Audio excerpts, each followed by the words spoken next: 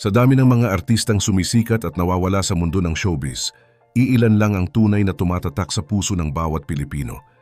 Isa na rito ang lalaking hindi naman kailangang sumigaw para mapansin, dahil ang bawat titig at bawat linyang binitawan niya sa harap ng kamera ay tila may sariling buhay.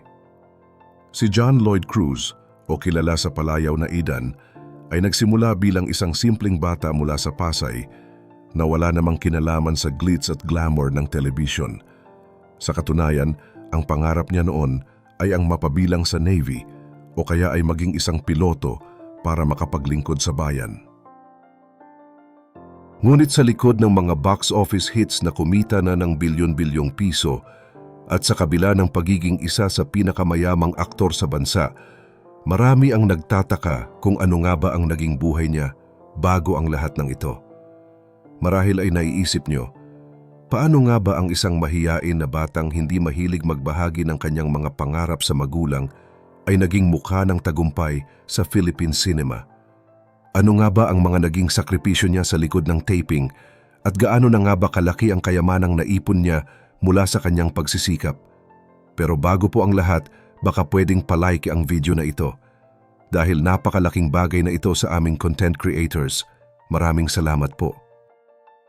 Nagsimula ang lahat para kay John Lloyd sa isang payak na pamumuhay. Ang kanyang ama ay may negosyo sa paggawa ng marble, habang ang kanyang ina naman ay nakatutok lang sa pagpapalaki sa kanilang magkakapatid.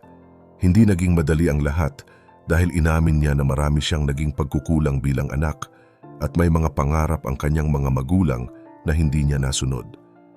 Ngunit ang tadhana ay may ibang plano para sa kanya.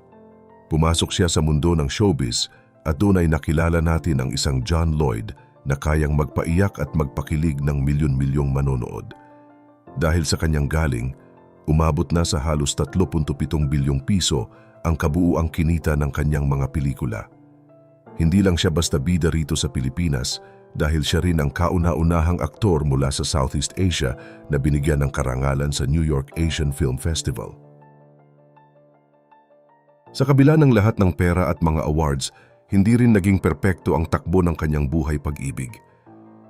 Sino ang makakalimot sa kanila ni Kaya Abad noong panahon ng Tabing Ilog? Sila ang naging unang magkasintahan sa totoong buhay, pero dahil 15 taon pa lang si John Lloyd noon, naging mahirap ang lahat para sa kanila. Maraming beses silang nagtatago sa dressing room o kaya ay nakikisama lang sa yaya para lang magkasama dahil hindi pabor ang mga magulang ni Kaya sa kanya. Umabot lang ng 9 na buwan ang kanilang relasyon at kahit naghiwalay na sila, kailangan pa rin nilang magtrabaho bilang love team at gumanap bilang mag-asawa sa telebisyon. Napakahirap noon para sa kanya pero pinatunayan niya ang kanyang pagiging professional. Sinundan pa ito ng marami pang pakikipagsapalaran sa puso, gaya ng naging ugnayan nila ni Krista Ranillo at Kiara Soto. Alam niyo ba na noong sila pa ni Kiara, kailangan nilang ilihim ang kanilang relasyon dahil iyon ang panahon na kailangang protektahan ang tambalan nila ni Bea Alonzo? Dahil dito, maraming naging usap-usapan at intriga, lalo na't inamin ni Kiara na isa sa mga dahilan ng kanilang paghihiwalay ay ang labis na pag-inom ng aktor noong mga panahong iyon. Nagkaroon din siya ng maikling ugnayan kay Heart Evangelista na inilarawan lang bilang isang fling o hindi seryosong relasyon.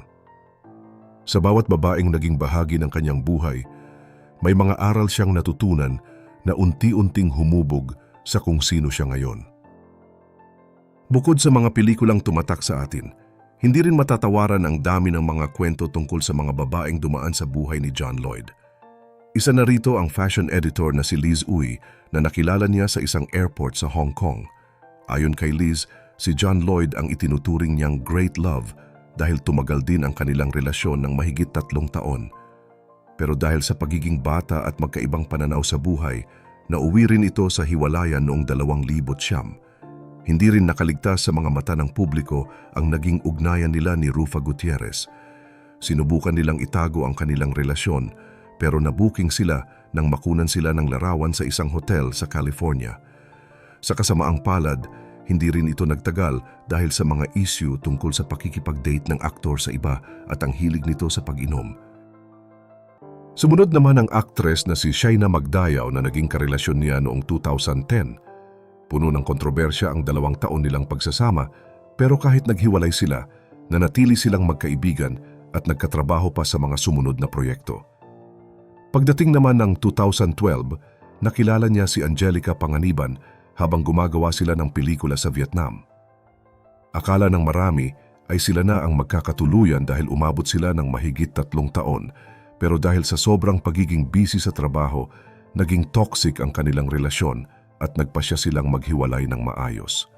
Siyempre, hindi mawawala sa usapan si Bea Alonzo na naging ka-love team niya sa loob ng 2 dekada. Sa tindi ng kanilang chemistry sa mga pelikulang gaya ng One More Chance, marami ang naniwalang may relasyon sila sa totoong buhay, pero paulit-ulit nilang nilinaw na malalim na pagkakaibigan lang ang namamagitan sa kanila.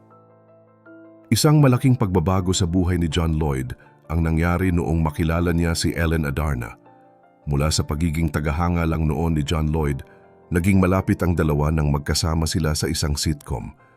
Ang kanilang pagmamahalan ay nagbunga ng isang anak, si Elias Modesto, noong 2018. Kahit naghiwalay sila noong 2019, bilib na bilib si Ellen sa pagiging ama ni John Lloyd dahil napaka-responsable nito at laging nandyan para sa kanilang anak kahit hindi na kailangang sabihan pa. Sa kasalukuyan, ang nagpapatibok ng puso ng aktor ay ang visual artist na si Isabel Santos. Nakilala niya si Isabel sa gallery ng pamilya nito noong mga panahong pansamantala siyang huminto sa showbiz para mag-explore sa sining. Kahit nagkaroon ng mga bali-balitang naghiwalay sila nitong simula ng 2026 dahil sa pag-unfollow sa Instagram, nakita pa rin silang magkasama at napakasaya sa Thailand kamakailan lang. Saan nga ba nagsimula ang lahat para sa ating box office king? Kung akala nyo ay sa pelikula agad siya sumabak, nagkakamali kayo. Ang unang paglabas ni John Lloyd Cruz sa TV noong 1997 ay sa mga seryosong palabas gaya ng Kumpanyero-Kumpanyera at Calvento Files. Pero ang tunay na nagbukas ng pinto para sa kanya ay ang pagsali sa Star Magic Patch 5. Dito na nagsimulang uminit ang kanyang pangalan, lalo na nang maging bahagi siya ng Tabing Ilog. Sino ba naman ang makakalimot sa karakter niyang si Rovic? Doon pa lang, kitang-kita na ang natural niyang galing na sinundan pa ng mga hindi malilimutang serye gaya ng Kay Tagal Kang Hinintay at Maging Sino Ka Man. At dahil sa lakas ng tambalan nila ni Bea Alonzo, hindi lang sa TV sila namayagpag kundi pati na rin sa big screen sa pamamagitan ng My First Romance at ang pelikulang nagpabago sa kasaysayan ng drama, ang One More Chance. Pero hindi lang basta aktor si John Lloyd dahil isa rin siyang matalinong negosyante at producer. Sa katunayan, ang net worth niya ngayon ay tinatayang nasa mahigit 300 milyong piso. Hindi lang ito galing sa pag-arte dahil pumasok din siya sa mundo ng teknolohiya sa pamamagitan ng Trike Now, isang tricycle booking app na inilunsad sa Laguna noong 2021. Bilang isang producer, hindi siya natatakot sumubok sa mga seryosong proyekto gaya ng Honor Thy Father at ang mga obra ni Love Diaz. Nitong Marso 2026 nga ay muling naging usap-usapan ang kanyang kakaibang estilo nang ma-feature siya sa isang fashion editorial na suot ang mga high fashion na damit mula sa Comme des Garçons. Patunay ito na kahit sa mundo ng fashion, hindi siya nagpapahuli at laging may bagong ipinapakita sa madla. Ang lahat ng pinagpaguran niya ay makikita sa kanyang napakalawak na family home sa Antipolo. Isipin nyo, nasa 1,000 metro kwadrado ang sukat ng property na ito na may disenyong French Mediterranean. Pagpasok nyo pa lang, sasalubong ang isang elegante na archway at mga pader na gawa sa Italian marble. Mayroon din itong koi pond na nagbibigay ng payapang pakiramdam. Sa loob naman, makikita ang impluensya ng American design na may mataas na kisame at wooden floors. Ang paborito niyang parte ay ang kusina kung saan madalas siyang mag-almusal habang nanonood ng balita. At dahil sa payo ng isang feng shui expert, ang kanyang swimming pool ay may infinity symbol sa flooring para daw umiwas sa malas. Meron din siyang guest house na parang nasa serye sa Amerika at isang estatwa na tinatawag niyang Amanda na nagbibigay ng European vibe sa kanyang garden.